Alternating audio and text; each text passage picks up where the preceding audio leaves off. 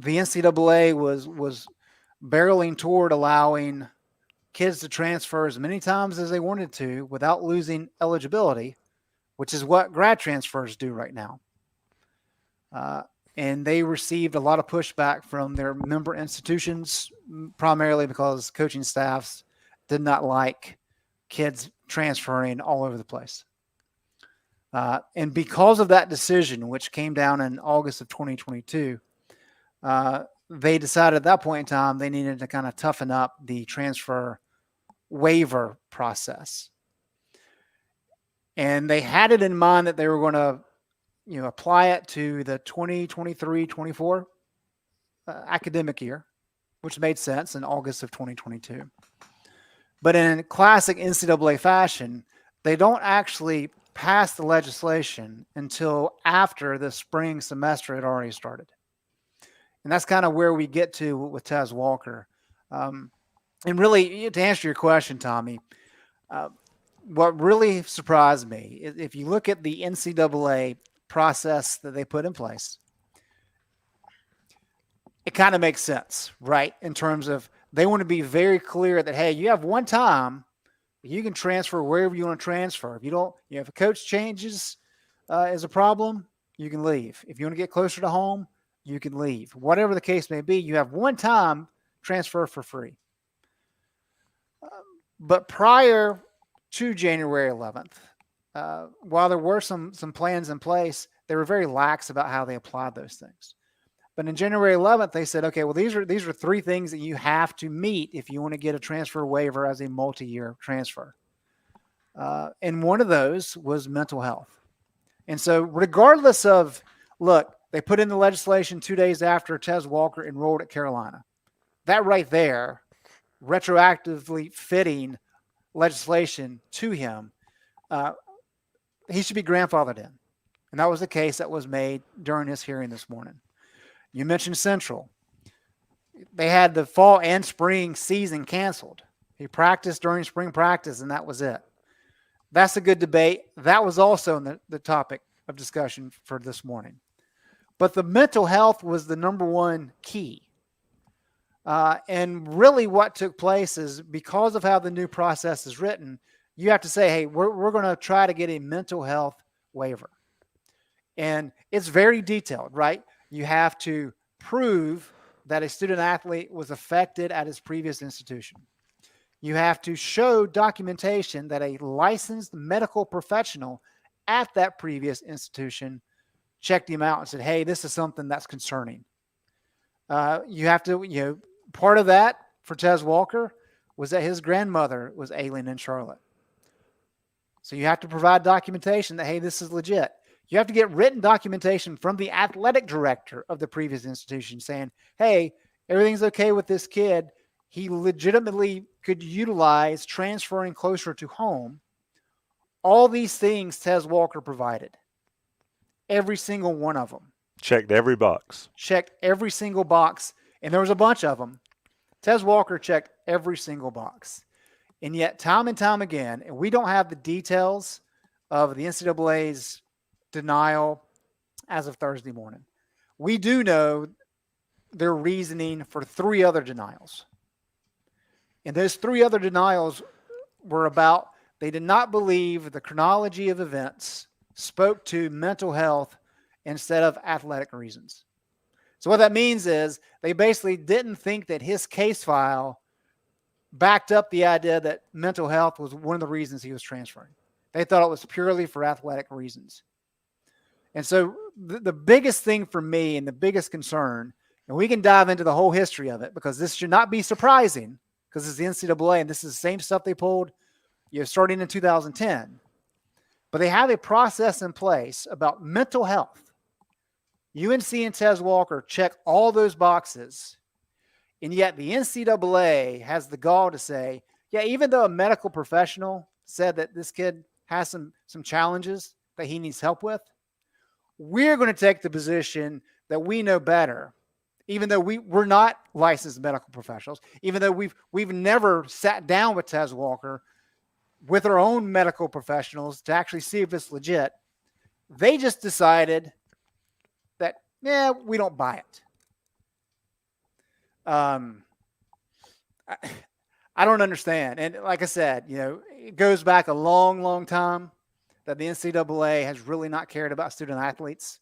I listened to the Michael McAdoo court proceedings back in summer of 2011, and the NCAA lawyer stood up and said he has no tie to the NCAA. He's trying to make a case that he has some tie to our organization. He does not. And that was the truth. Mm-hmm.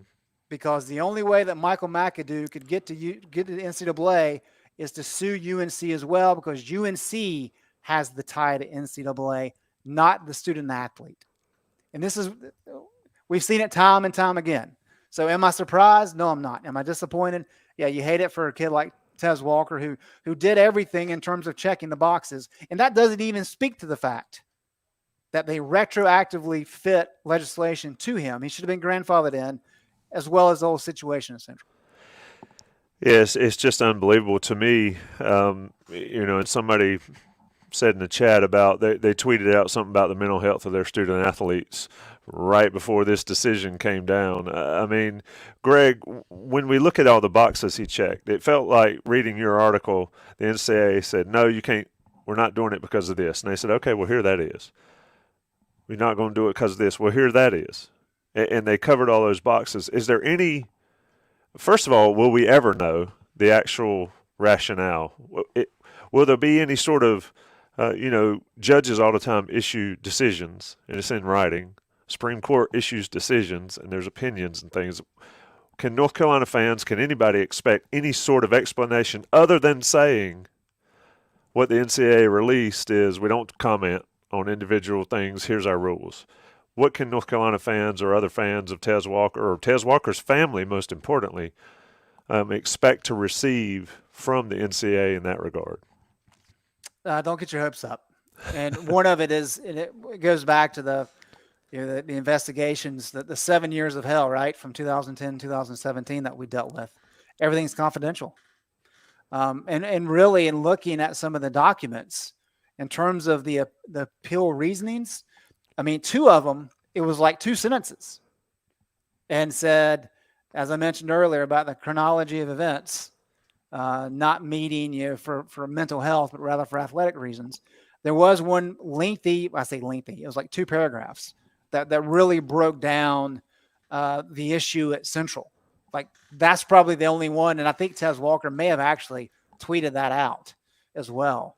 But it just kind of got into the fact of, hey, they actually had the 2021 season, so even if he had concerns in the spring of 2021, they weren't unique because everybody was scared.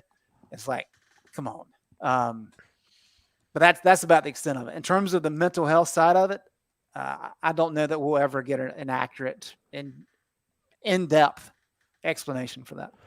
Yeah, how about this statement from Mac Brown? And anybody that's in the chat that hasn't read Mac Brown's statement, it's out there. Mac Brown, how dare they ever speak about the mental health of student athlete and student athlete welfare again? We've got complete rosters overhauled in the transfer portal. Coach Prime replaced 76 players in the transfer portal. Players playing their 8th year of college, not too far from Chapel Hill. Players playing in their 4th school. We've talked about those on this show before. The list goes on and on. Yet Tez Walker, who's only played football at 1 school, isn't eligible. It makes no sense, and it never will.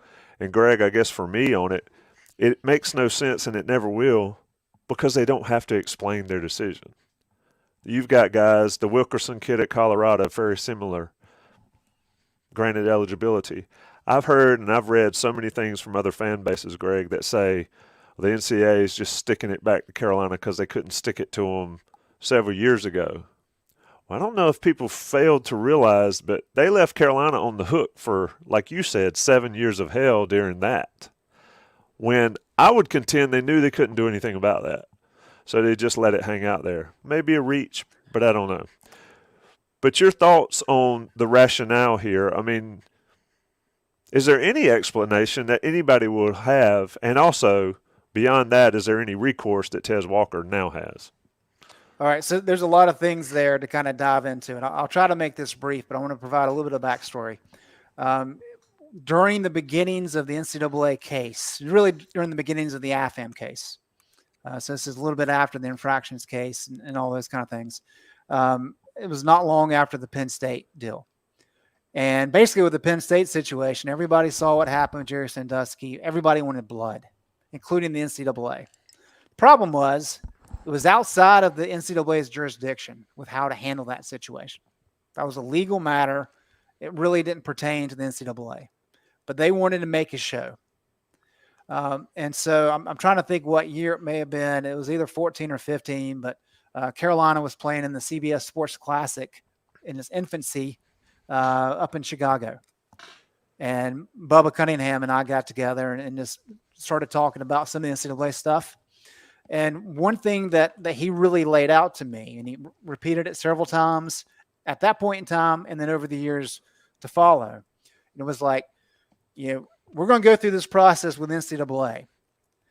But after seeing how they handled the Penn State situation, we are going to make sure that they stick to their procedures and processes. North Carolina had 3 notice of allegations sent to them. And the reason they had 3 is because the first 2, the NCAA did not stick to their processes. They had I'm trying to remember what it was called, totality of circumstances, I believe is what it was. But basically they said, well, one student taking an AFM class is not a big deal. But when you start talking about hundreds of kids taking an AFM class, now it becomes a big deal. Nothing in the bylaws dealt with that. And so UNC's response was, well, number one, you have no business coming into our classrooms and telling us how to teach, how to grade, anything. But number 2, this has nothing to do with any of your bylaws. And I've been through all the bylaws. I've been through all these different pages of procedures and policies.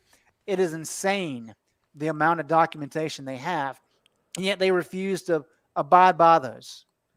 And this is just another example of, wait a minute, here's the new and improved NCAA. They care about student athletes now, and yet it's the same thing over and over again. That's a critical point. The other part is I think people view the NCAA as some monolith, right? And it's not. Charlie Baker is not having any success selling it, but he has repeatedly made the point that, hey, the Division I Council is made up of a representative from all 32 conferences, and they unanimously voted to approve this legislation. His point being, it's not the NCAA's fault. It's all these universities around the country made this agreement. This is what they wanted. And there is some truth in that. But at the end of the day, it's all these universities, including UNC, that has to stand up. And that's where this gets to be an issue, Tommy, because during the NCAA investigation for AFAM, there were multiple people around UNC who repeated to me on occasion, hey, we just need a lifeline. We need some other school, maybe the ACC, to stand up and say, you know what? This is not right. Do they mess up some things? Yes, but let's handle this better. Nobody came.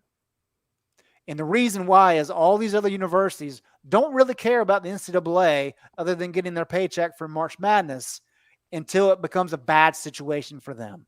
And then they really care. So I know a lot of fans are all up in arms thinking, yeah, this is going to be the rally cry. This is what it's going to take to upend the NCAA. Give it 2 weeks and see how much noise is being made outside of Chapel Hill about the Tez Walker case. I don't have a lot of faith that anything's going to happen with that. Yeah, and I know I asked that long-winded question. What's the recourse here? I mean, is it done completely? Is it done for Carolina in 2023? Obviously, Tez Walker has eligibility next year. He's also a legitimate NFL prospect and could certainly go to the draft if he wanted to. But is there any recourse for him now that would be immediate enough to affect this season for him? And I'm not even talking about North Carolina getting a great player. I'm talking about a young man getting the opportunity to play football in front of his family while hundreds and thousands of others do the same thing. He has to sit and watch. What can he do, if anything, Greg? So there's 2 things here. Number one, when you look at the NCAA process for this procedure, for transfer waivers, it's pretty defined in written form. but they didn't adhere to that when they went through this process. I saw 4 times that they had denied Walker's appeals. Bubba mentioned 8 times. And so what that means is it's not as cut and dry.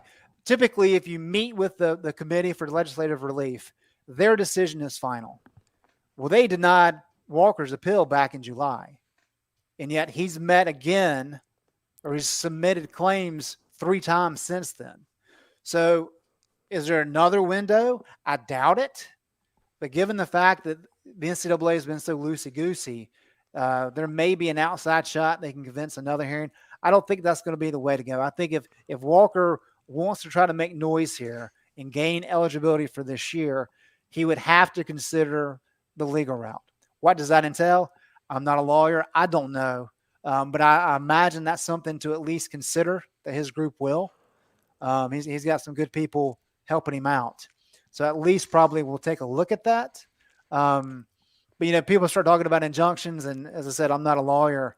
But it's important to note Tez Walker has always been ineligible since he enrolled at Carolina.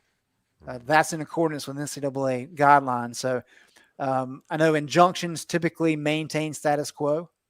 The status quo has been that he's ineligible. So, any lawyers in the chat that want to correct me on that, feel free to.